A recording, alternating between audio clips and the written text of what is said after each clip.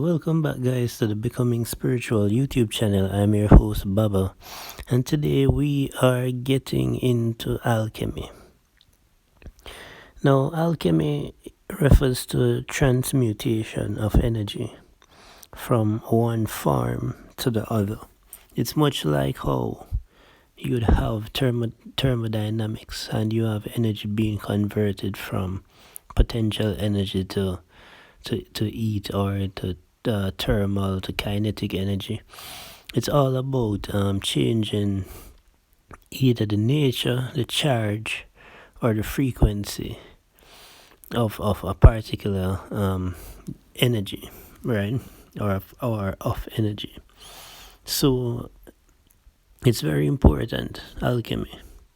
It's important in everything, right? Most of the alchemy that we know of stems from a chemistry perspective of actual transmutation of, again, energy or the changing of a particular substance from one state of matter to the other. However, when we get into energy in regards to what we are dealing with here in regards to various frequencies of vibration, then we really need to speak about this, because everything can be transmuted, right? There is no form of energy that can't be transmuted, right? So let's look at it from the chakra perspective, for example, right? So the root chakra is often associated with fear, right? And it can also be associated with a sense of security and groundedness, right, as its more positive manifestation. But we're going to look at like the negative connotations and manifestations first, and how we can use these things to make our lives better.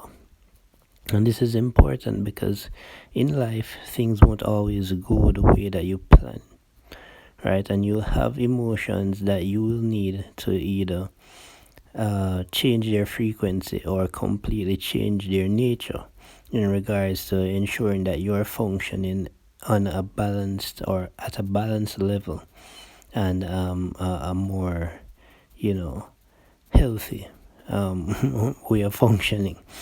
So fear is often one of the biggest obstacles that we have in regards to emotions.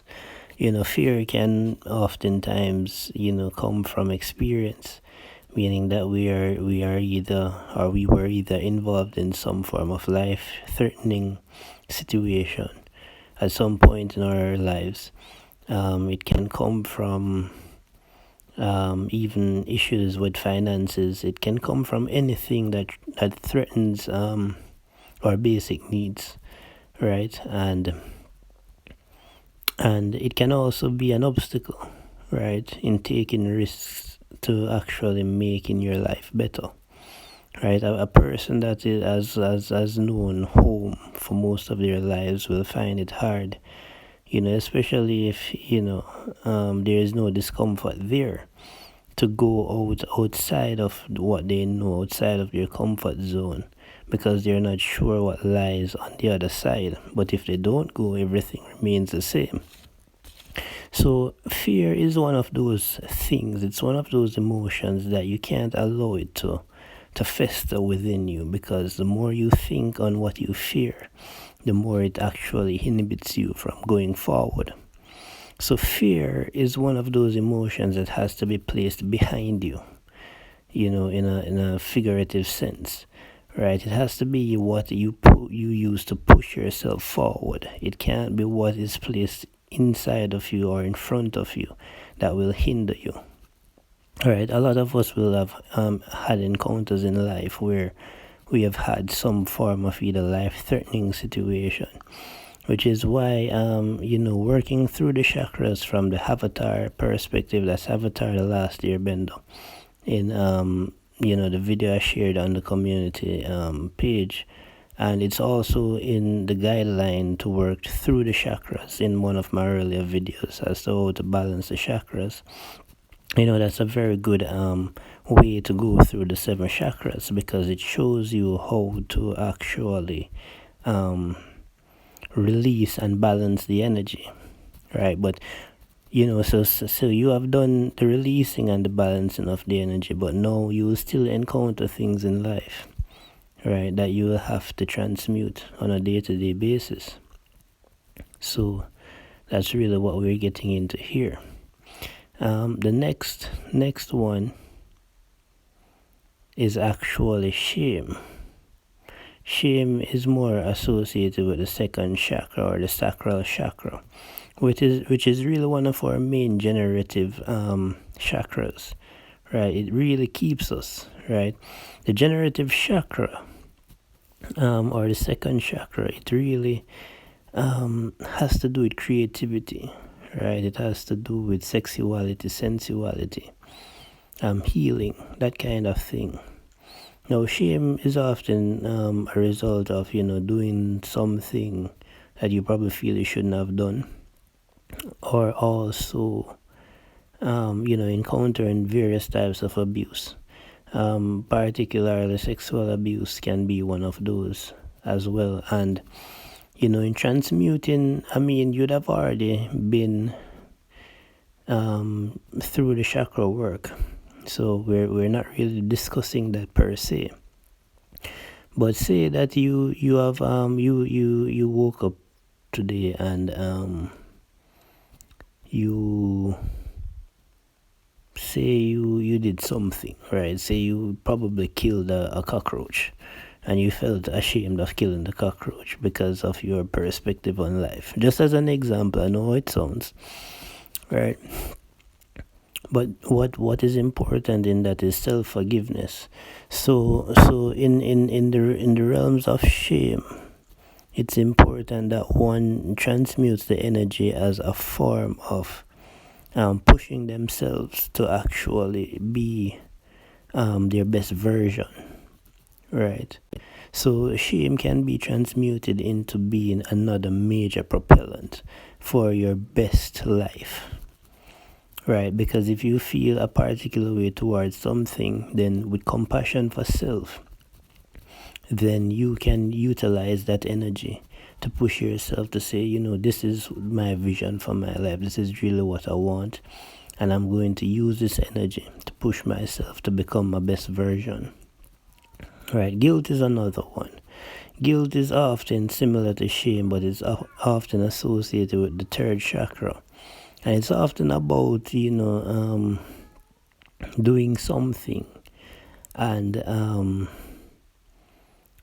feeling, like a sense of remorse, towards an action or a reaction to something, right? So guilt is often one of those things as well that can be correlated back to some form of abuse. And I have to state it as well that we're not speaking about balancing the chakras right now. But say that you have had a situation whereby you are out of alignment and you have done something again that enables a feeling of guilt, right? Say you stole something, just as an example, right? Because guilt can come in many ways and forms. Then instead of it being a thing whereby you carry around the feelings of guilt, you transmute it very similarly to the second chakra and use it again as a propellant for self-compassion, and also for living how you actually want to live. Because within the flip side of guilt is willpower. And when you are on the frequency of willpower, then it will actually enable you to be brave in the pursuit of what you desire in life, right? So the solar plexus, or the third chakra, is often what we need to push ourselves towards our goals, So it is really very, very important in transmuting that. The fourth chakra, the heart chakra, is often associated with grief. in its more negative connotations, but it is also associated with love, right? And oftentimes self-love, right? Because love is one of those things that you cannot give it if you don't have it. It's like, the oil in the cup. You can't pour the oil from the cup if there is no oil in the cup. So it's important in understanding the realms of self-love. Right, a lot of times we feel unloved in life because we have lost something. Right, we probably have lost people in regards to death, or we have lost people again in regards to people leaving us, or we maybe have lost people in the realms of actually just losing ourselves. Because when we don't have self-love, we will seek the validation of that form of love in other people, and they can't give that to you. All right, so in the realms of grief, there are two things to remember, and I will pull under the avatar example here in this particular chakra. That love is one of those things that cannot be lost. When you study the universal principles, yes, we may lose energy in a particular way, but remember, you can't actually completely. Energy cannot be created or destroyed. So even if you lose love in one way, and the love will come back to you in another way. Alright, and when you are operating from a space of self-love and compassion for self, then not only will you be able to love other people for who they are in their entirety, but you will be able to even set healthy boundaries for your own existence and for what you need in life, so that you don't overextend yourself and neither do you accept less than what you deserve. And it also has a lot to do in correlation with the third chakra about your self-worth. Because when you love yourself, you elevate your view of yourself, and you understand the importance of looking after yourself. So it's a very, very, very, very important chakra. The heart chakra is often deemed as one of the most powerful of the chakras. Alright, so moving on to the fifth chakra. The fifth chakra often is associated with the lies we tell to ourselves, and it's also associated with speaking our truth. And it's also associated with silence. A lot of times in life we try to keep a persona alive of ourselves that we know is not true. Right, especially in your earlier days coming up where you're trying to fit in and all of that. You will betray yourself in your own mind because you're trying to fit into, other people's dogmas and their own expectations, and you end up lying to yourself, trying to pretend to be someone or something that you are not. So the fifth chakra is often associated with that. It's associated with not being able to be true to yourself. So the way that one really uses or balances or alchemizes this energy is actually with silence and with meditation, right? Because when you are able to introspect and see your truth, and then you are able to speak your truth. You may not be a person that you have to go on the PA system and say, I am this and I am that, right? But you may find outlets of expression that will allow you to express who you are, right? And your truth. And, we often have a fear of not being accepted, but, the right people will accept you. Right, and truly you don't need the acceptance of anyone. You don't need the acceptance of your family. You don't need the acceptance of your friends, and you don't need the acceptance of your community. It's good if they do, but if they don't, you'll be fine. Because the reality is, we are all different. Every single one of us is different. So if you are not accepted, that's good. That means you're doing something right. Right? Now, I'm not saying to go and be a nuisance to society. But what I am saying is that, it should never be to fit in. It should always be to fulfill your truth. Alright? Okay, so moving on to the sixth chakra. The sixth chakra is often associated with a lot of things. It can be associated with really not seeing the connectedness in everything. Right, and really just seeing an illusion. Seeing illusions is really the negative connotation of it. But the truth is that when you're able to see how everything is connected, right? So these are higher chakras, going into the realms of thought, right? When you're able to see how everything is connected, it really has a profound impact on you, right? I don't know how many of you would have had synchronicities in life, you'd be on a particular path going after a particular goal, but then you see things and opportunities just line up in front of you that will allow you to reach this particular goal that you'd have set for yourself. Even if you look at just the air we breathe, right? Or the fact that we're all living on the same rock, right, which is Earth, then that alone shows you the connectedness, right, of everything. Right, we are all connected in the universal mind and universal existence. Right, it kind of is hard to see it, but we all have an effect on each other, whether positive or negative. So, a lot of times it can come across as the illusion of lack of connectedness, but it's not true. And you're never really ever alone either, even if you're by yourself, because the reality is there's a conscious self and there's the more subconscious spiritual aspect of self. You're never alone unless you abandon yourself.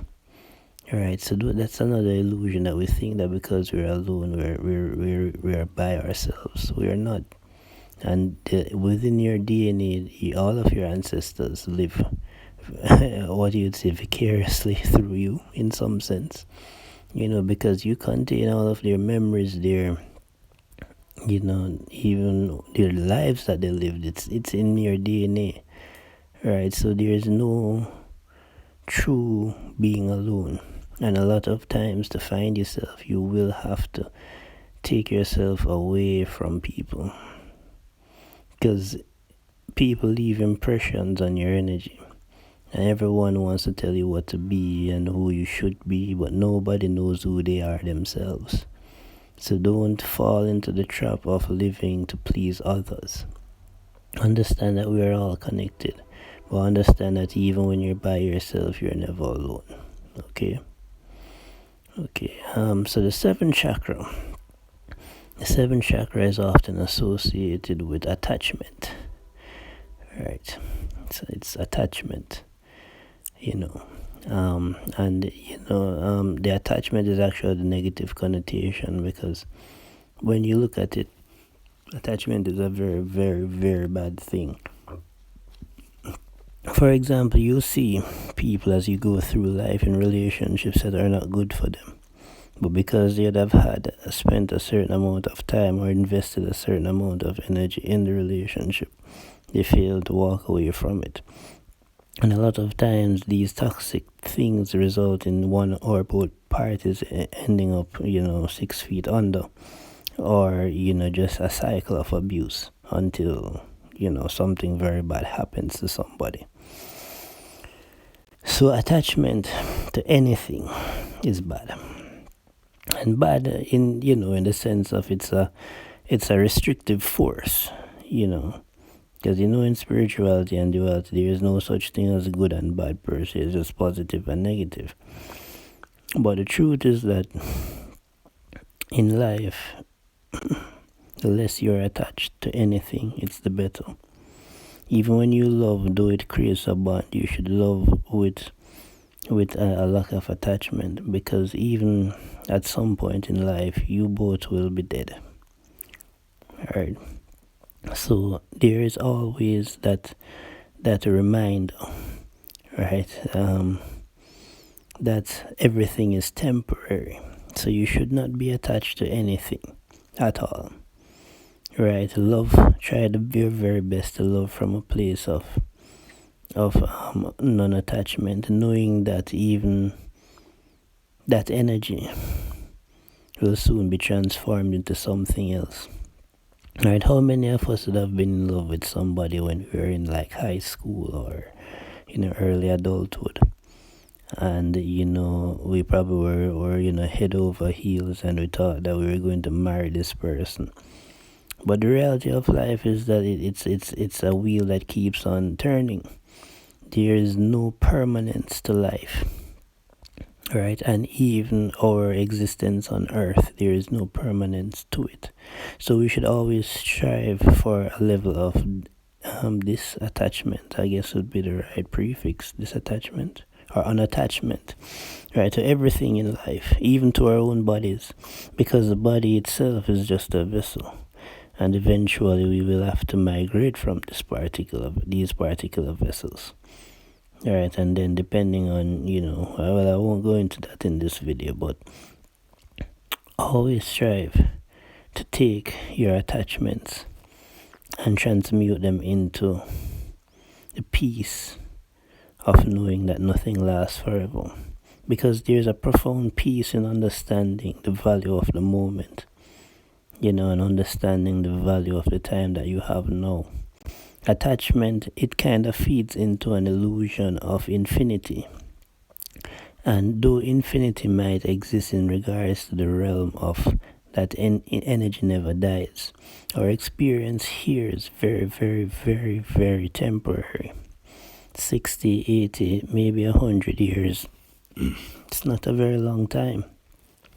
So we should always strive to live in such a way that's best for us, and to love people in such a way that's also best for us and best for them. Right? To not become attached to anything that is not good for you. Right? And to just overall not become attached to this world. You may be a person that maybe of even a biblical standpoint, or you may not, because my videos, they tend to have a little bit of a dark introduction. I mean, especially the earlier ones, right, with the red screen and all of that. But it's even in the Bible, it tells you that you're in the world but not of the world. So that is also a clear statement that, guys, it's not it's not really the path to go, in regards to being attached to this place, because it's all fleeting. Right? So you cultivate yourself, you live as best as you can, you do what you have to do. You don't become attached. You look towards what comes after. It's a very strange concept, I know, because we're here and every day we get up and we're trying to make the best of life. We're all trying our best. Most times, most of us at least, not everybody. Some people are outright just don't care. But, the time we have is very limited. And we should all just enjoy the moment and not be attached to the past. Or it's easier said than done, I know, but it's the right principle and the right way to alchemize that energy, because even in the realms of the afterlife, you don't want to be attached to anything here, because it will keep you here. Right. So yeah, guys, so that's it for this video for today. So I thank you guys again for always tuning in. Guys, please remember that the Patreon is now active. Right, I haven't really posted anything yet, to be honest, but I will be uploading some documents soon that you guys can definitely use.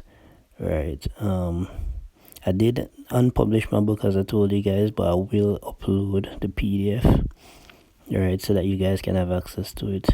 It will be on both tiers. The first tier is $5. The second tier is like $17. The difference with the tiers is that um the more expensive one will give you exclusive access to books that I have found over my years, of learning spirituality and so on, different grimoires and stuff of that nature that will enable you to be an advanced practitioner if that's your desire. Alright, and you'll also be able to speak with me one on one for any minor consultations, right? Simple questions, things that you really are trying to look into, and so on and so forth. Right. So it really, I personally believe that it's good because I am very good at finding information, right? So I won't be, sharing anything with you guys that's not quite valuable. So to me, it's a very good deal. All right. All right, guys. So I thank you guys again. Remember to like, share, subscribe, and comment. And until we speak again, with peace and love, guys. Take care.